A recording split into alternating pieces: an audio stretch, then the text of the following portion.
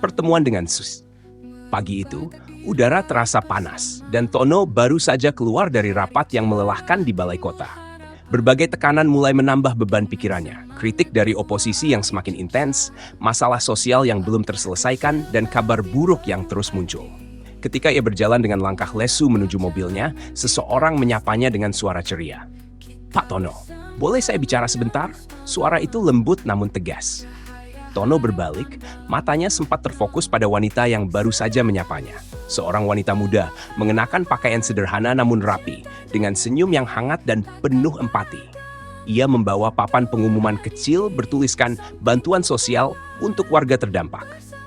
"Saya Susi, pekerja sosial di kota ini," lanjut wanita itu dengan nada ramah. "Saya dengar tentang banyak program sosial yang sedang Bapak kerjakan, tapi saya rasa ada yang bisa kita lakukan lebih. Kalau Bapak tidak keberatan, saya ingin membantu." Tono menatapnya dengan tatapan sedikit bingung. Wanita ini tampaknya datang dengan niat baik, namun di tengah semua masalah yang dihadapinya, Tono merasa tak punya waktu untuk orang baru. "Bantuan sosial? Saya sangat sibuk sekarang, Pak Susi," jawabnya pelan, berusaha menghindari percakapan yang lebih panjang. Namun Susi tidak mundur. "Saya tahu Anda sedang menghadapi banyak tekanan, Pak Tono. Tapi saya rasa, di balik semua tekanan itu, Anda perlu orang yang bisa melihat masalah dari sudut yang berbeda. Saya percaya ada cara lain untuk mendekati masalah sosial di kota ini." Tono merasa terdiam sejenak. Matanya mengamati Susi yang penuh keyakinan. "Apa maksud Anda?" tanyanya, meski dalam hatinya ada rasa curiga. Selama ini, semua orang yang mencoba mendekatinya hanya memikirkan keuntungan pribadi. Tetapi ada sesuatu yang berbeda pada wanita ini. Tidak ada agenda tersembunyi yang ia rasakan. Susi mengangguk, seolah sudah mengerti ketidakpercayaan yang ada di pikiran Tono.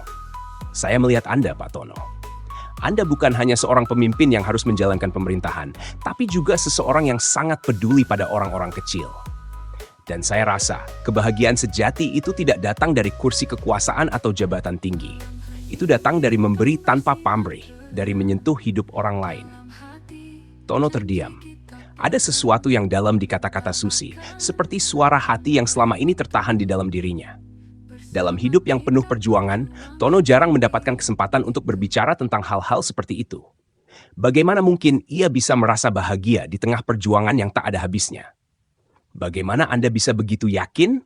tanya Tono, akhirnya membuka percakapan lebih dalam. Susi tersenyum. "Karena saya sudah melihatnya, Pak Tono. Saya sering bekerja dengan mereka yang berada di bawah garis kemiskinan, yang sering dipandang sebelah mata oleh orang lain. Namun mereka yang paling tahu tentang arti kebahagiaan sejati, karena mereka lebih menghargai setiap detik dalam hidup mereka." Tono merasa seperti ada yang menyentuh hatinya.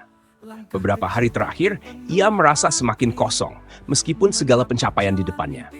Jabatan yang diterimanya, semua sorotan media, tetapi apa artinya semua itu jika ia merasa kehilangan jati dirinya? Ketika ia melangkah mundur sejenak dan berpikir, ada keraguan yang muncul. Apakah kekuasaan benar-benar membawa kebahagiaan? Atau justru membuatnya semakin terperangkap dalam rutinitas yang tidak ada habisnya?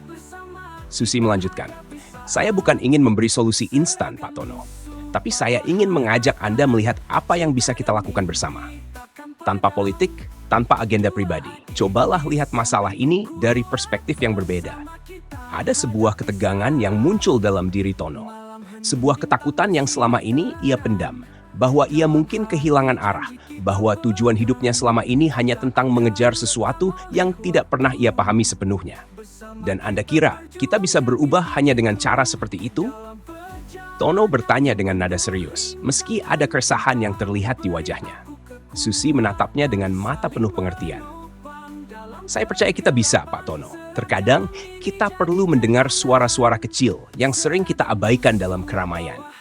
Orang-orang yang tidak berteriak untuk diperhatikan, tapi yang selalu memberi tanpa mengharapkan imbalan.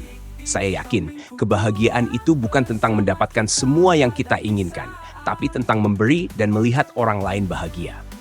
Tono menghela napas panjang. Kata-kata itu memutar pikirannya. Ia merasakan sesuatu yang lebih dalam, sebuah panggilan untuk kembali ke akar, untuk memimpin dengan hati, bukan sekadar otoritas. Apa yang Susi katakan membuatnya berpikir lebih dalam tentang tujuan hidupnya. "Jadi, apa yang harus saya lakukan?" Tono akhirnya bertanya. Suaranya kini terdengar lebih rendah, lebih terbuka. Susi tersenyum, penuh keyakinan. Mulailah dengan mendengarkan. Buka hati untuk orang-orang yang butuh bantuan. Jadikan mereka bagian dari perjalanan ini. Anda sudah memimpin, Pak Tono, tapi sekarang waktunya untuk memimpin dengan cara yang lebih manusiawi. Tono menatap Susi, merasa seakan ada cahaya baru yang mulai menyinari jalannya. Sebuah harapan baru yang tidak ia temukan dari kursi kekuasaan atau pengaruh. Mungkin inilah yang ia butuhkan. Bukan sekadar kekuatan atau kebesaran, tetapi sebuah kebahagiaan yang sejati, yang datang dari memberi tanpa pamrih. Terima kasih, Susi, kata Tono dengan hati yang lebih tenang. Saya rasa saya mulai mengerti. Dengan itu, keduanya melangkah bersama, memulai sebuah perjalanan baru. Bukan hanya untuk kota yang mereka cintai, tetapi juga untuk menemukan kedamaian dan kebahagiaan sejati yang tidak terukur dengan materi atau kekuasaan. Tono mulai menyadari bahwa terkadang kebahagiaan yang sejati datang bukan dari apa yang kita capai, tetapi dari apa yang kita berikan kepada orang lain. Bersama kita hadapi saat malam hening bintang bersinar.